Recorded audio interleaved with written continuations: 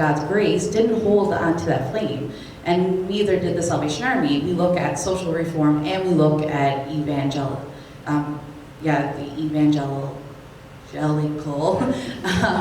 kind of focus.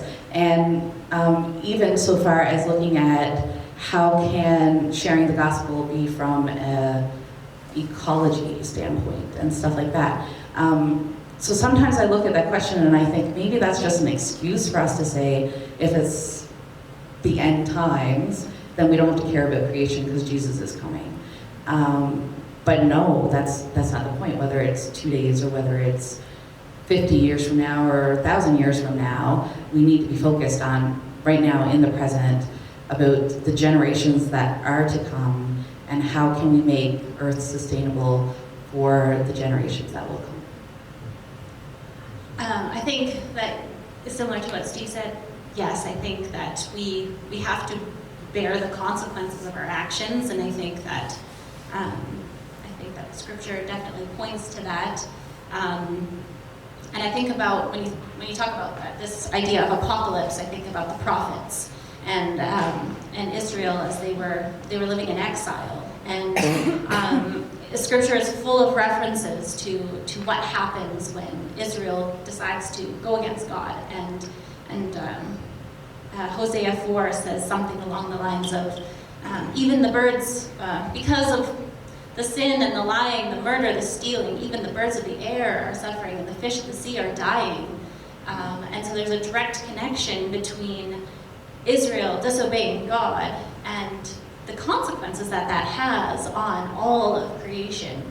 And so, yeah, I think even within the scriptural tradition, there is cause for us to say that human action causes judgment and causes consequences. Like Steve said, I don't think that that's in some kind of like God planned it out, and and that gets into dangerous territory. But then also in the prophets, it says along the lines of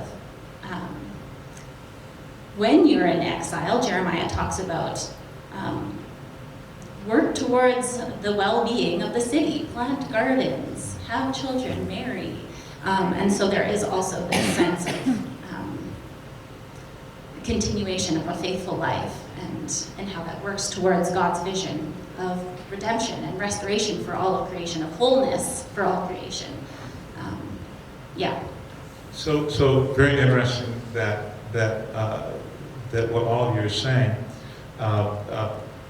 shifts slightly, it seems to me, from climate change as the facts, the scientific facts, to the, as one of you said, the moral and spiritual aspects of things. So very, very interesting. I think all of you are getting that. Can I just say something? Yeah. And worship is key here, right? Yes. Because I'm going to trip all over this, but if God is a divine society, let's take Trinitarian theology. If there's something about God's very nature that is a mutuality, and if all that we know is created from that dynamism, that relational dynamism, and bears that image, it only makes sense that there's going to be damage if we start to act as if we're not connected. You know what I mean? And so when scriptures tell us to remember, the opposite, I'm more and more thinking the opposite of remember isn't forget, is dismember. Right? And religion itself is religament.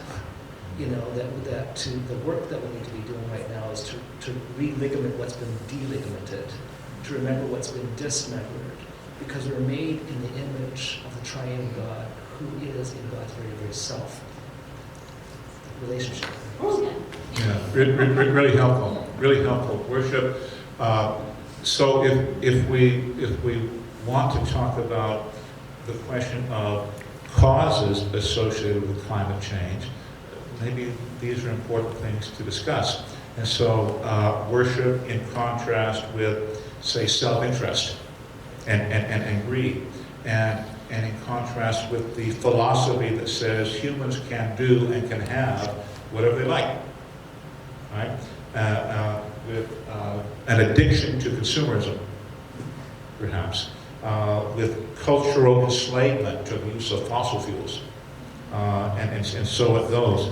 an inability to restrain the pleasures of burning fossil fuels, like staying warm in the winter in Winnipeg. One wonders what to do with things like that, at least I do. Or with the desire of governments and others to promote the good life, which means industry and business and things like that. Comments? I think I'd go back to that loving your neighbor. If you look at the infamous speech by Greta, she says, "How dare you take away my future? How dare you give false promises?" And so I think about that concept of how can we love our neighbor and still be greedy? How can we love our neighbor and overuse? And you look at pipelines, and I recently wrote an article about the pipelines and how the land that they're choosing to go on, they have other land they could go on, but it's indigenous lands, very limited lands. But also that whole concept of, is it really needed? Do we need another pipeline? And they'll argue and say, well, we'll get it from another country that it's dirty oil, but there's overproduction of so many things. You go into Walmart at the end of season and they're just getting rid of stuff because they just produce so many things. And we live in this society that says we need it now and we need more. And so I think it's that whole concept all goes together, whether it's, that it all falls into loving our neighbor. And I think another aspect is we aren't very good at learning how to grieve and to lament. I think we need to learn how to let go. We're really tight-fisted to all of these systems or causes, I guess. And so as a church, as a culture, to learn how to really to lament, to mourn with the earth, with our neighbors, I think would take us a long way in helping us move through whatever is going to come. Francis Weller says we need to do an apprenticeship with sorrow. And I think that posture is going to move us forward. Well, so happens we're running out of time. It's just coming up to noon. But as a final thought, something I wonder about is coming to some kind of Christian theology of climate change. And something I've wondered about a lot recently, if that might be a kind of theology of restraint, of holding back, of worshiping, of paying attention to Scripture, of just holding back and trying to avoid this addiction to consumerism, the kinds of things we're talking about. But I think the theology has to go deeper, because you can never sustain holding back just on some sort of idea of I've got to not indulge in what I want to do. How am I going to hold back unless I feel deeply in my DNA that I'm connected to you, and that in overindulging here hurts you later? And again, if we go to more of a Trinitarian understanding of creation, that we're deeply connected, that your suffering is my suffering, period, right? And this idea of being autonomously deciding to hold back, you can't sustain that. But if I can understand who I am differently in relationship to you and you and you and the earth, and all that kind of stuff, that maybe can be sustained. And that again comes back to worship. Who is God? Whose image have we made? Well, we thank our panelists for coming today, Zoe and Crystal and Steve, and for their insights and ideas. Lots to think about, lots to move us along and continue the discussion. So thank you all for coming. Thanks to all of you for listening.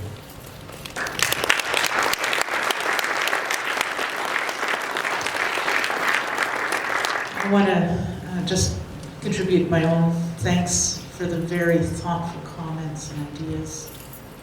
As Roy says, lots to think about. I'm going to trespass on your time just a few seconds more to try and wrap us up in light of the week that we have going here. So this panel, this event is part of Heritage Days, which is a time when our community comes together to celebrate The vision and the purpose and the values of Booth and its foundation within the Salvation Army. And our planning team this year chose to focus it further on the topic of climate justice. So I'm just so grateful that you've helped us think about that carefully. For those of you gathered here, we want you to continue the conversation over lunch, and we're going to invite you to enjoy a delicious bowl of soup and a cup of coffee on us. Derek is standing at the back with some tickets, and so in order to enjoy your bowl of soup, pick up a ticket and just turn it in at the cashier at the bistro. Today's menu actually features foods that are considered to be endangered as global warming happens in the next however long. We might not see these goods in the menu any longer. So enjoy the menu tonight, or today, and as you go there, we have a number of displays on campus. So immediately to the left of these doors, you'll see the glass display case.